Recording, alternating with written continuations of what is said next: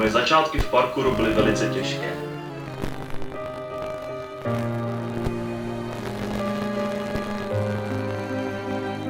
Ani po mnoha letech usilovné dřiny zlepšení stále nepřicházelo.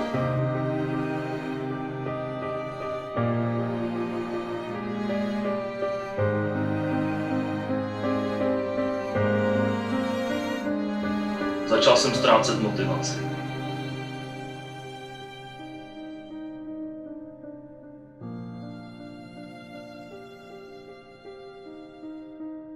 Byl jsem na dně.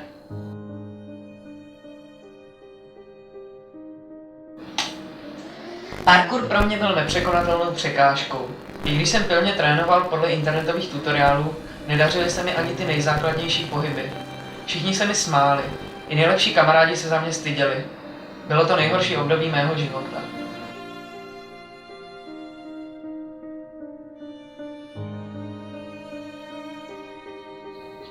Pak mi jeden kamarád řekl o InMotion workshopech. Měl jsem samozřejmě svoje pochybnosti, přesto jsem se rozhodl na jeden z nich nakonec zajít. A tehdy se můj život změnil k nepoznání. Doslechl jsem se o workshopech parkourové a freerunningové skupiny InMotion. Poté, co jsem jeden z nich absolvoval, se můj život obrátil k lepšímu. Stačilo několik jednoduchých rad pod vedením zkušených trenérů parkourové a freerunningové skupiny InMotion a věci, které mi dřív připadaly nemožné, se staly mou druhou přirozeností.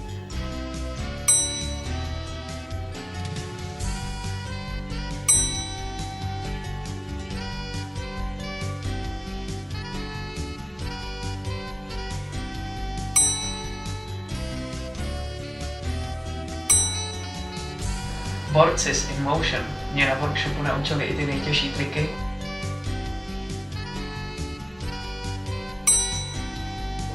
A já získal své přátele zpět.